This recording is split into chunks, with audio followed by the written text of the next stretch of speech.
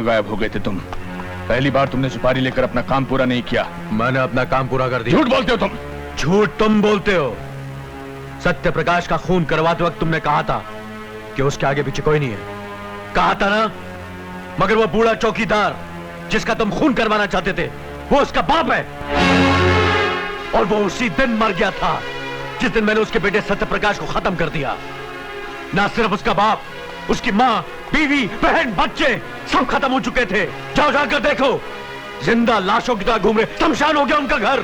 हीरा सेठ, तुमने एक चाकू से 6 खून करवाए मुझसे, 6 जिंदगानियां खत्म करवा दी। शिवा, आज तुम बहुत जज्बाती हो रहे हो और एक पेशेवर मुजरिम के लिए मोड़ बहुत खतरनाक साबित हो सकता है। ये मोड़ मेरे लिए खतरनाक साबित हो चुका है। मेरे बाकी के रुपए दे दे, वरना ये मोड़ मुझसे ज्यादा तेरे लिए खतरनाक साबित होगा। बाकी के रुपए? हाँ, बाकी के रुपए। तूने मुझे सिर्फ एक आदमी को मारने के पैसे दिए थे, बाकी 5 की मौत के पैसे भी तुझे ही देने पड़ेंगे। क्या बकवास कर रहा है ये? दिमाग तो नहीं खराब हो गया इसका? मैं तुम्हें एक कौड़ी नहीं दूंगा, जाओ भाग यहां से। सुपारी का पैसा खा जाने वाले को शिवा सुपारी की तरह खा जाता है।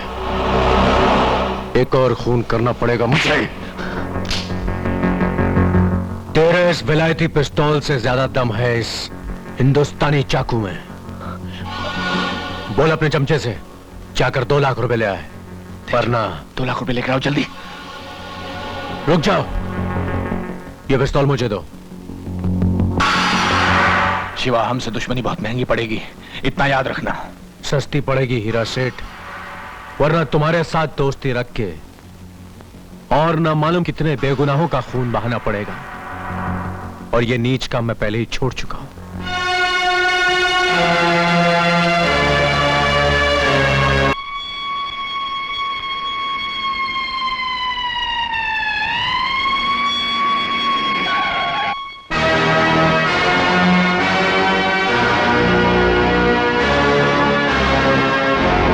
सत्य प्रकाश के खून के इल्जाम में मैं तुम्हें गिरफ्तार करता हूं।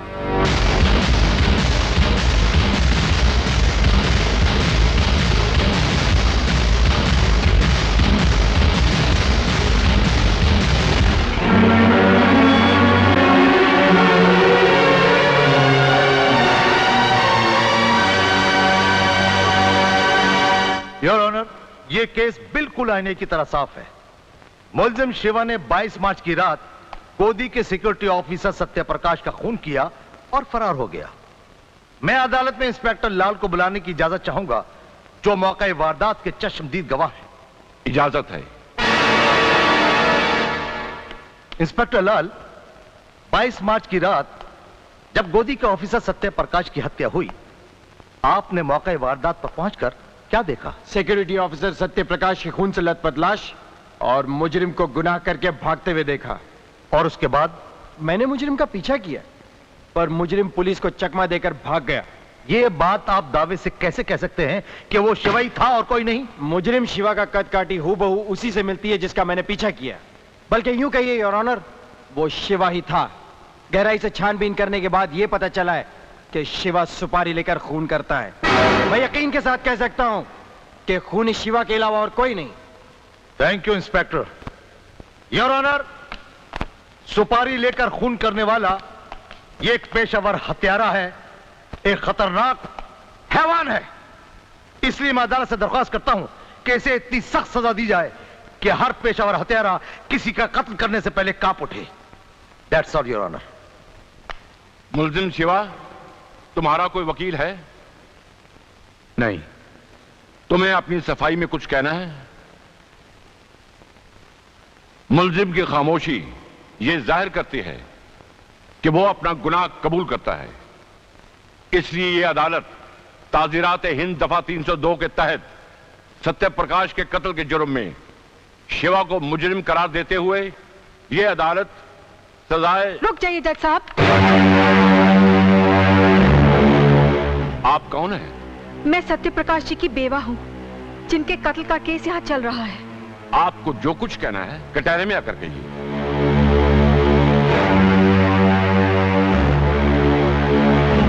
योर ऑनर, 22 मार्च की रात को मेरे पति का कत्ल करने के बाद इत्तेफाक से कातिल हमारे ही घर में घुस आया। अनजाने में मैंने उसे अपने घर में छुपने की जगह दी। जब इंस्पेक्टर लाल आए और उन्होंने ये बताया कि मेरे ही पति का खून हुआ है, तो ये सुनकर मुजरिम फरार हो गया। इंस्पेक्टर लाल, क्या ये सच है? Yes your honour. Your honour, अगर दुनिया में किसी ने कातिल की शक्ल देखी है तो वो मैंने, और मैं उस कातिल को करोड़ों में पहचान सकती हूँ। शिवा मेरे पति का कातिल नहीं है योर ऑनर, वो तो एक देवता है। वो बिल्कुल बेगुनाह है योर ऑनर, बिल्कुल बेगुनाह है। सत्य प्रकाश की पत्नी की गवाही ने इस केस को नया मोड़ दे दिया है, क्योंकि असली मुजरिम को सिर्फ इन्होंने देखा है और यही उसे पहचानती हैं। इसलिए यह अदालत इस केस को खारिज करते हुए शिवा को बाइज्जत बरी करती है और साथ ही साथ पुलिस को ताकीद करती है कि असली मुजरिम को अदालत में जल्द से जल्द पेश करे।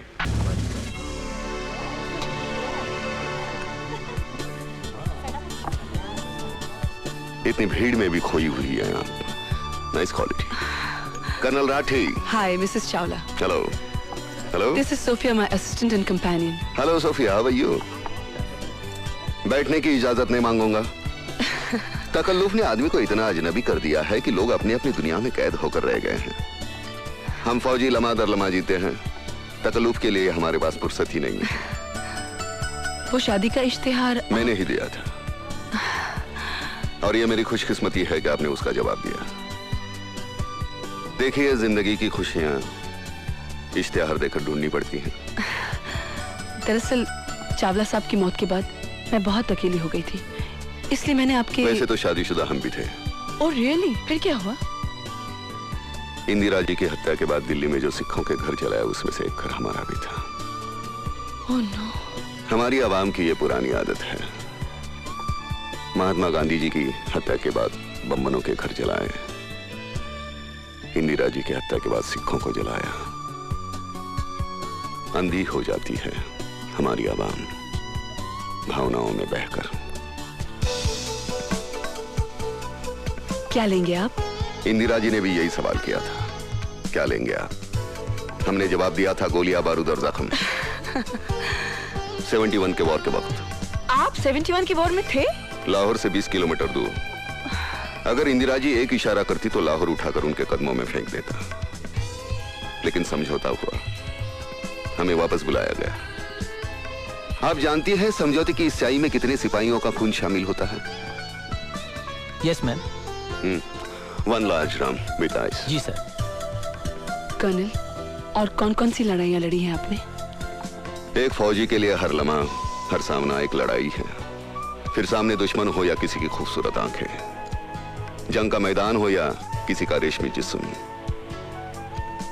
हमारे हाथों में इतनी हरारत है कि किसी भी जिस्म को तराश कर ताजमहल बना दे, और उन्हीं हाथों में इतना बारूद ठूसा है कि मजबूत से मजबूत किले को भी तोड़ दे। आप किले को कैसे तोड़ते हैं कर्नल राठी? तोड़ने से पहले हम दस्तक देते हैं, अगर दस्तकों का असर नहीं हुआ तो फिर हमला करते हैं। अच्छा, और उन किलों का आप क्या करते हैं कर्नल, जो बरसों से किसी दस्तक या हमले के इंतजार में रहते हैं? हम उनका दावतनामा कबूल करते हैं।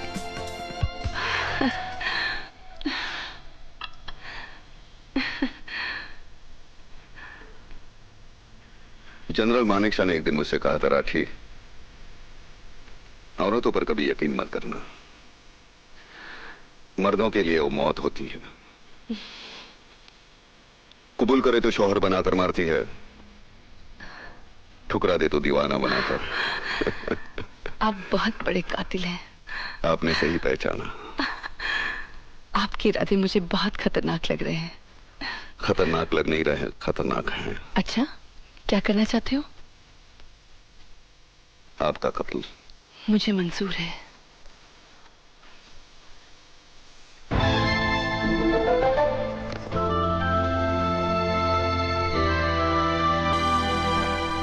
मैडम, खाना।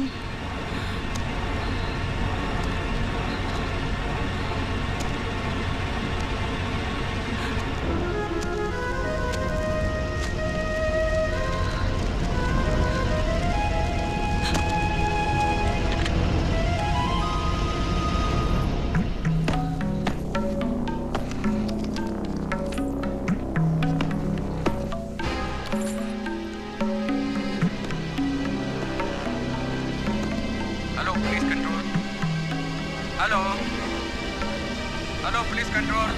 हेलो हेलो, क्या हो रहा है वहाँ, कुछ बताइए। हेलो बोलिए।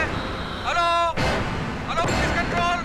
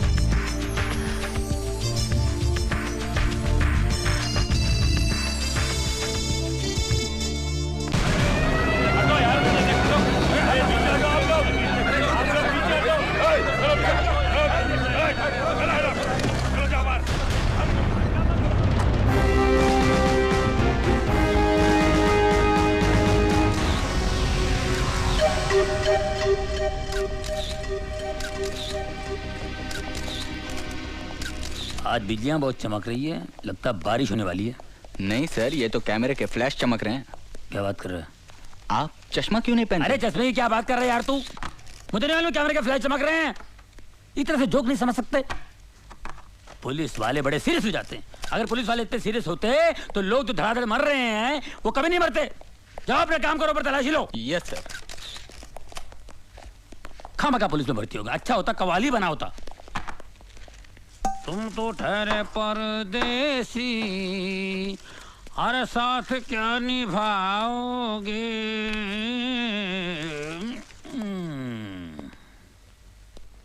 अरे इन अमीरों को पैसों की कोई वैल्यू ही नहीं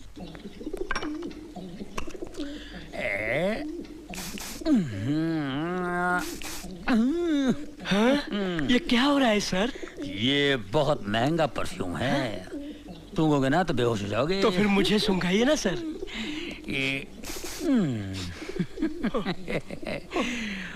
बेहोश हो गए ना।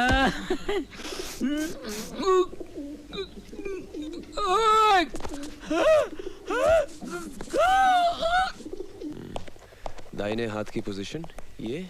हाँ सर। क्या? कमिश्नर साहब। Good morning sir. Morning. Carry on.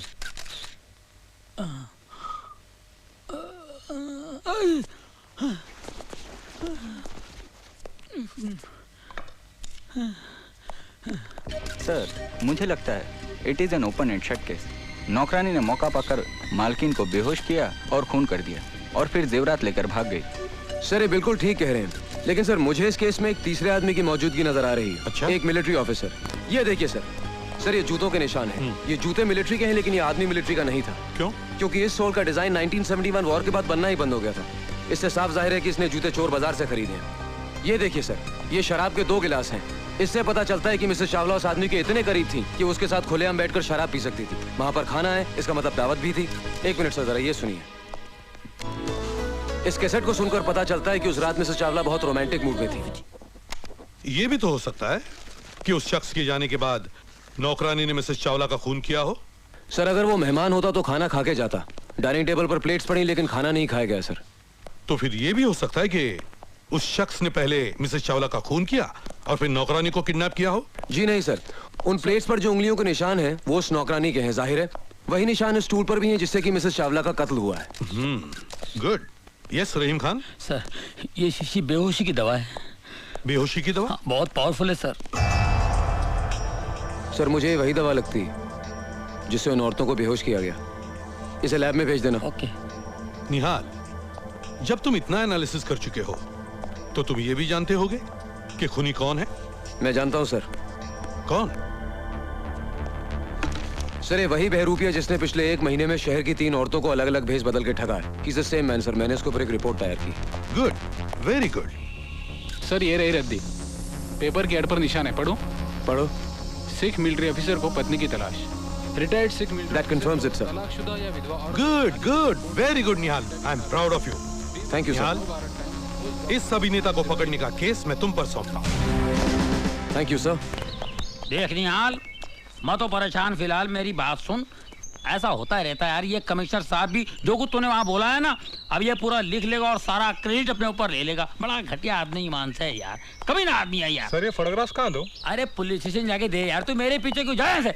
सुन निहाल, मेरी बात सुन, ये कमिश्नर इतना घटिया आदमी है, इतना गया गुजरा इंसान है, मैं बता नहीं सकता। कोई टिक नहीं सकता इस आदमी के साथ में।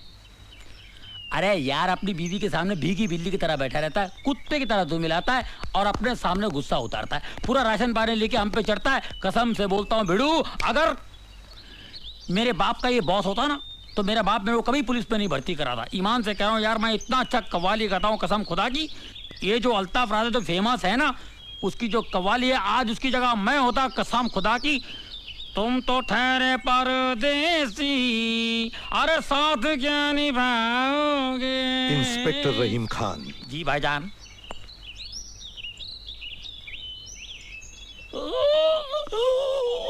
क्या हुआ? घर में मेरी बीवी मुझे डांटती है, मैं भीगी बिल्ली की तरह घर में बैठता हूँ, तुम सब पे राशन पानी लेकर चढ़ता हूँ। मुझे गाड़ी में आकर मिलना।